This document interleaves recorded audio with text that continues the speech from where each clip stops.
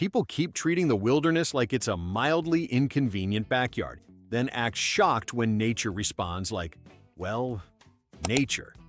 If you think you've seen peak overconfidence, trust me, you haven't. What follows makes "I've got this" the funniest lie ever told. 1. A guy once tried to outrun a fast-moving thunderstorm because, in his words, it looked slow on the radar. Yes, nothing says expert survival like trusting a pixelated weather blob more than atmospheric reality. He sprinted down the trail like he was auditioning for a low-budget action movie, only to discover that storms don't respond to dramatic music cues. They move with physics, not plot armor. By the time the sky opened up, he was soaked, panicked, and desperately trying to use a flimsy grocery bag as rain protection, like he thought plastic could overpower meteorology. When he finally stumbled back to safety, he looked like a soggy rotisserie chicken with trust issues. And the best part? He still insisted he almost beat it, as if losing to a cloud formation was somehow negotiable. 2. Then we've got the genius who decided to hike into bear country while proudly blasting bacon-scented bug spray, because he claimed it smelled better than DEET. I wish I were kidding. Nothing conveys "I understand nature" quite like marinating yourself in the exact smell wild animals consider a dinner invitation. He strutted down the trail like a walking charcuterie board, completely oblivious until he noticed a bear sniffing the breeze like it had just received a DoorDash notification. The guy panicked, tried to hide behind a tree the width of a breadstick, and spent the next 10 minutes learning that playing dead only works when you don't smell like breakfast. Rangers rescued him, but he still argued the spray probably wasn't the issue. Right. Bears just randomly crave human-shaped bacon at noon on a Tuesday. 3. One man attempted to cross a rapidly flowing river by eyeballing it instead of reading the posted depth markers. Because why trust numbers when you have raw intuition and a heroic self-image? He stepped in confidently, instantly discovered that water moves faster than his self-esteem, and vanished under the surface like he'd fallen through a trapdoor. When he resurfaced downstream, clinging to a log like a confused cartoon character, he insisted the river looked shallower from above. Sure, and the Titanic looked seaworthy from the dock. His friends helped him out, but only after they finished laughing, which, frankly, feels like the only correct response to someone who treats hydrodynamics as a suggestion. 4. There was also the woman who tried to outrun a rising tide on a beach she had never visited before because she saw it in a movie once. Spoiler: cinematic slow-motion scenes do not apply to actual ocean physics. She parked her stuff on a sandbar, wandered off to take nature selfies, and returned to find her entire setup floating away like a poorly planned Viking funeral. Instead of leaving, she decided to chase her belongings into the water, shouting commands at the tide as if it respected authority. Eventually, a couple of kayakers fished her out while her beach bag continued its journey toward international waters. She later claimed she almost had it handled, because nothing screams competence like losing a wrestling match to sea level. 5. And let's not forget the guy who climbed a cliff without ropes, because the rocks looked grippy.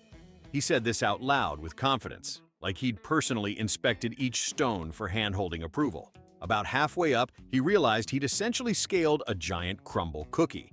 Every rock he touched disintegrated with the enthusiasm of a toddler destroying a sandcastle. When he froze in place, clinging to the cliff like a terrified cat on a screen door, rescue crews had to talk him down step by agonizing step. His official explanation? The cliff betrayed me. Yes, the inanimate geological structure personally turned against you. Absolutely. 6. There's the fisherman who tried to fish during a wind advisory because big waves bring bigger catches. What they actually bring is physics, the kind that flips small boats with the precision of a bored house cat. He launched anyway, immediately began spinning around like a carnival ride that failed inspection, and spent 20 minutes yelling at the wind as if the atmosphere cared about his plans. When the boat finally capsized, he tried using a $5 bucket as a flotation device, a bucket, in the ocean. He was rescued, shivering and furious, insisting the conditions were totally manageable until the wind got dramatic. The wind got dramatic. 7.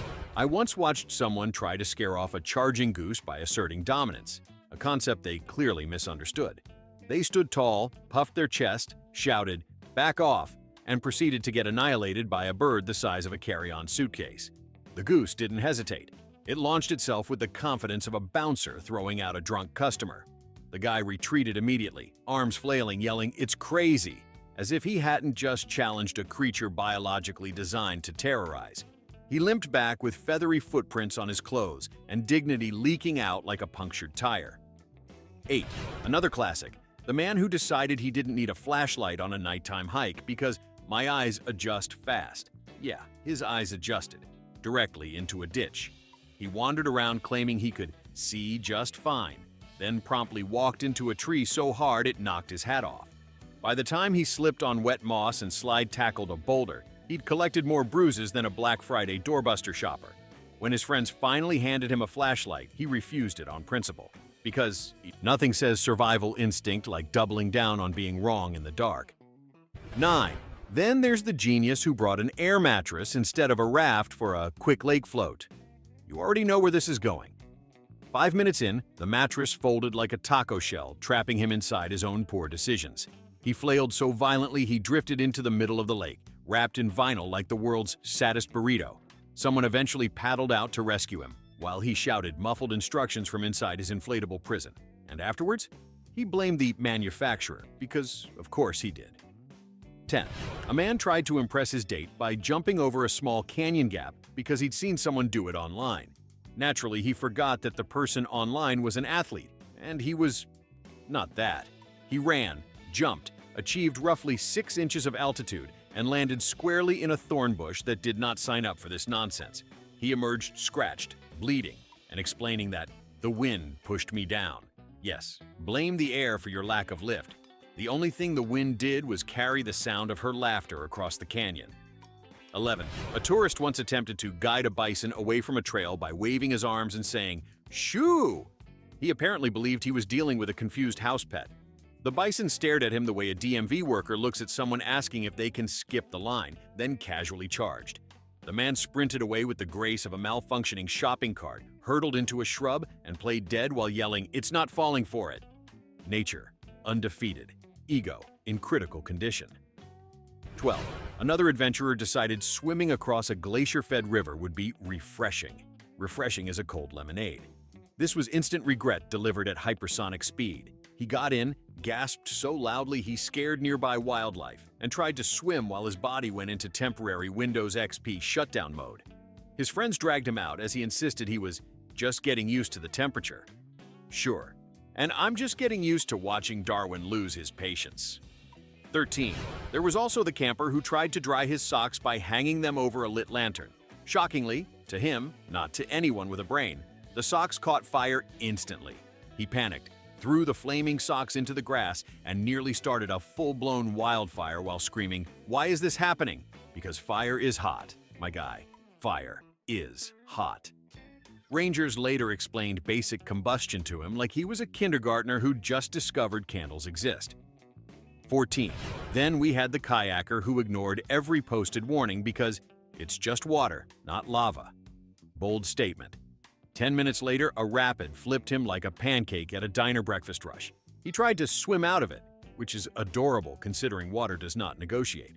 By the time rescuers got to him, he was clinging to a rock, wheezing, and yelling that the river escalated, as if the rapids suddenly developed a bad attitude. 15. And finally, my personal favorite, a man tried to build a makeshift shelter during a storm using nothing but a tarp and positive thinking. Turns out tarps care very little about optimism. The wind ripped it out of his hands, slapped him with it like an angry manta ray, and sent it flying into the trees. He stood there, drenched, defeated, and muttering, "It worked on YouTube." So did the Titanic, until it didn't. 16. A man once tried to navigate his way out of a forest using only the position of the sun at night. He stepped outside his tent, pointed confidently into the pitch-black void, and said, "We go that way." Yes, nothing guides you quite like a celestial body that is not currently present. He marched forward with the swagger of someone who had absolutely no intention of checking a map, a compass, or even the direction his own shadow pointed 12 hours earlier. 10 minutes later, he tripped over a fallen log, swore the forest was moving around him, and insisted the moon was being unhelpful. Eventually, he gave up, sat on the cold ground like a stubborn toddler, and announced he would wait for sunrise to apologize. By dawn, he discovered he'd walked in a perfect circle and ended up 20 feet behind his original tent. A masterclass in proving that confidence without data is just scenic stupidity. 17. Another adventurer decided his best chance at survival during a sudden hailstorm was to use a metal cooking pot as a helmet. Not a great helmet, an actual metallic bowl strapped to his head with a shoelace like some kind of medieval intern. He strutted around with the clanging confidence of an off-brand knight, ignoring everyone's very reasonable reminders about lightning. When the wind picked up, the pot began acting like a weather vane, spinning slightly every time a gust hit him. He tried to claim it was deflecting the hail, which was adorable considering it left the rest of his body exposed like a bargain bin tin can target. At one point, the pot slipped and slid down over his face, causing him to walk directly into a picnic table. He removed it only after deciding the hail hurt less than the pot's attitude. Physics, undefeated once again. 18. A tourist once attempted to free climb a massive boulder by announcing, "I've done harder things at the gym." Yes, because climbing a plastic wall with color-coded holds in a temperature-controlled room is definitely the same as scaling a 1,000-pound rock polished smooth by centuries of erosion. He grasped the first edge, slipped immediately, blamed the rock, and tried again, this time doing a little hop, as if momentum would magically grant him upper body strength. Halfway up, he froze in place, arms quivering, legs shaking like a Wi-Fi signal on 2%. He looked down, panicked, and said, "Someone move the ground. Closer." Eventually, 2 hikers coached him down 1 centimeter at a time, like a frightened cat in a tree that never wanted to be outside. He later claimed he almost had it. Sure, you almost had gravity too, wrapped around your ankles. 19. There's the geniuses who wanted a natural sauna and decided sitting inside a sealed camping tent in direct sunlight was a good idea. They zipped it shut, declared it a DIY spa, and immediately began sweating like forgotten rotisserie chickens. One tried to open the zipper for air but couldn't, since they'd thoughtfully placed a cooler in the doorway. Another claimed the heat was part of the detox, right before passing out sideways onto a melting packet of marshmallows. By the time someone outside realized the tent had gone suspiciously quiet, all 3 were lying on their backs, stunned, puffy, and questioning how air actually works. After being freed, one of them insisted it was almost relaxing, proving that sometimes the body overheats long before the brain. 20. A kayaker once decided he didn't need to check water levels because rivers are basically just wet sidewalks. Solid logic if you've never seen water move. He launched into rapids described in every guidebook as aggressive, unpredictable, and do not even try this unless you're a demigod. He paddled confidently for 8 seconds before the river grabbed his kayak like a coupon item on Black Friday and spun him into a whirlpool of regret. He resurfaced clinging to a branch, wheezing and yelling that the river was being dramatic. When rescuers pulled him out, he complained the rapids weren't that loud online, like the water had catfished him. 21. Then there was the guy who thought, if I run fast enough, was a viable method for crossing muddy terrain. He saw a trail coated in thick shoe-eating sludge and decided the solution was speed, not caution. He sprinted in, took 3 heroic steps, and immediately sank one leg into the mud up to his knee like nature had decided to swallow him whole. He flailed backward, dropped his phone, and tried to use a stick for leverage, which snapped in half like it had no interest in supporting bad decisions. A friend attempted to help, slipped, and ended up sitting in the mud beside him. By the time they escaped, both looked like clay sculptures someone abandoned for being too lumpy. Apparently, the mud came out of nowhere. 22. A beachgoer once attempted to outrun a wave while holding 3 open bags of snacks because he didn't want to lose the good chips. He ran like a man possessed, arms full, bags flapping, trying to balance the laws of physics against the power of the Pacific Ocean. The wave caught him, of course, and launched him forward like a rejected stuntman. His chips exploded into the surf like confetti at a very sad party. He stood up drenched, sandy, and betrayed, insisting the ocean targeted him, personally. Later, he blamed the chips for being too light. Yes, blame the corn-based snack for your inability to comprehend tides. 23. I once watched a hiker try to prove a map was wrong, not interpret it incorrectly. Prove it wrong. He insisted the trail should be going downhill because the topo lines feel incorrect, as if cartographers were pranksters with too much time. He trusted his internal sense of direction, which was apparently set to airplane mode because he marched uphill into thicker and thicker forest until the trail vanished like it heard him coming and hid out of spite. He then declared the map misleading and tried to recalibrate himself by spinning in a circle. Eventually, someone else found the real trail, the one he'd left half an hour earlier. He muttered, "Maps are subjective." Reality strongly disagreed. 24. Another guy believed wholeheartedly that snowshoes were optional during deep winter hikes. He stepped directly into 4 feet of powder wearing regular boots, disappeared instantly, and resurfaced looking like a frosty-themed warning label. He tried crawling. He tried rolling. At one point, he attempted a breaststroke, which was bold considering snow does not flow. His friends had to pull him out using 2 trekking poles and a questionable amount of laughter. He later said snowshoeing looked boring.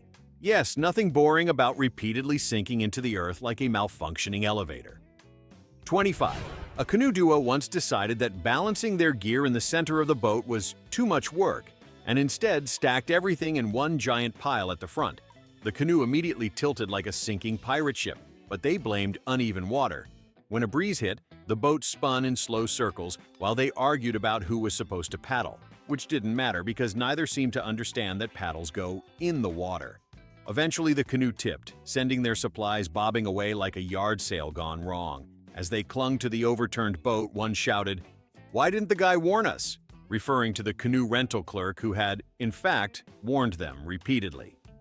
26. Then we have the man who brought a drone into a wildlife reserve because he wanted aerial shots of nature.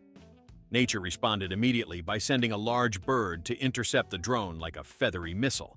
The drone wobbled, swerved, and was swiftly taken down in what can only be described as a very personal attack on technology. Instead of accepting defeat, the man tried to reason with the bird by waving his arms and yelling, "It's not food!" The bird did not care. The drone was never seen again. Honestly, the bird deserved a medal. 27. A woman once attempted to camp under a lone dead tree because she liked the aesthetic, ignoring every warning about widowmakers. She set up her tent directly beneath it, arranged her lanterns, and spent the evening taking photos like she was glamping for a catalog. Around midnight, the wind picked up. The tree groaned ominously, and she burst out of the tent screaming, "It's alive!" No, it was very dead and very unstable, exactly as described by every sign she passed. She relocated only after a ranger politely explained that gravity is not decorative. 28. A man tried to filter river water using a coffee filter because he forgot the real one at home. He poured water through it proudly, announced it looked pretty clean, and took a huge, triumphant gulp. By morning, he was hugging a tree, whispering apologies to his stomach, and discovering firsthand that Giardia does not care about your DIY spirit. When asked why he didn't just boil the water, he said, "Because that takes forever." Yes, suffering does too. 29. Someone once decided that climbing into a hot spring was safe because warm water is relaxing. Correct, unless that warm water is heated by volcanic activity and explicitly marked as a skin-melting hazard. He dipped a toe in, yelped, and still insisted on going slow because he was too committed to quit. He made it ankle-deep before physics and pain teamed up to teach him a harsh lesson. Rangers brought him bandages and the world's most predictable lecture. He claimed the signs didn't look official. 30. A cyclist tried to outrun a dust storm because he didn't want to stop his workout. He pedaled harder, head down, pumping his legs like he was training for a sport that doesn't exist. The storm swallowed him instantly, turning everything into a zero-visibility brown blender. He fell off his bike, crawled in the wrong direction, and ended up clinging to a fence post while shouting motivational quotes at himself. When rescued, he proudly said, "At least I didn't quit." Sir, the storm quit you. 31. And finally, a man tried to set up camp on a frozen lake because ice is solid. Yes, in the same way a handshake is binding. He stomped around, declared it rock hard, then pitched his tent directly over the one suspicious crack everyone else was avoiding. Hours later, the ice groaned, shifted, and the tent slid 2 feet like it was reconsidering its life choices. He burst out barefoot, sprinting to shore while yelling, "It moved!" The ice didn't move, my friend. It simply stopped pretending it liked you. And that's our grand tour of human overconfidence versus reality. Tell me the dumbest one, or your own disaster, in the comments. Like, subscribe and buckle up. The stupidity only gets stranger.